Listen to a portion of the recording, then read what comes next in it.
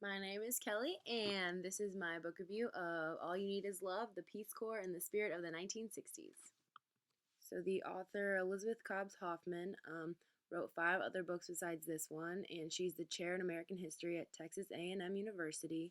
She's also a research fellow at Stanford. Um, she's won a couple awards, one for just like organizing something when she was really young, the Rockefeller Youth Award, and she also won a writing award called San Diego Book Award for one of her books, and she was a literature major, but she's also a historian and a professor. The plot of the book was basically Hoffman covering the span of the Peace Corps and like followed along how it developed, what people think about it, what it was doing, how it was helping America, how it was helping the world. Also covered individual accounts from people who were in the Peace Corps, and that made the book super personal and really interesting for readers.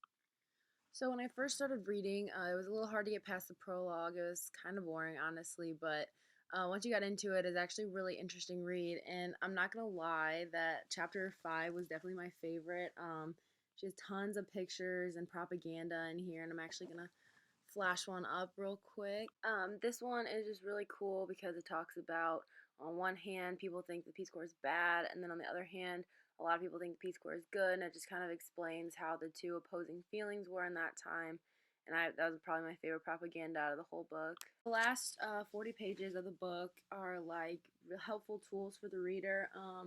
It starts with the appendix, which basically just like has a bunch of information about the Peace Corps, and then it goes into notes, which is basically her sources. And she cites like so many sources. She has like 10 pages of just sources, which to me, that makes her super credible. I actually visited some of the sources, and they're really good to read.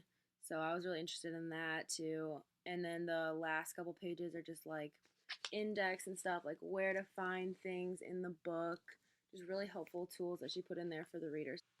So when I finished the book, I actually got into some reviews, and a lot of it was really good, positive things about how it really related to people who are actually part of the Peace Corps and who were alive during the 1960s. And they said Hoffman just did a really great job at portraying everything that was going on, and I would have to agree. It definitely kept me interested in something that I want to read more about in the future. I think Hoffman did a great job at relating to the reader and just using great sources to keep us interested, and I would definitely recommend this book to anybody who's interested in this topic or anyone who just wants a good read about history, and that's all.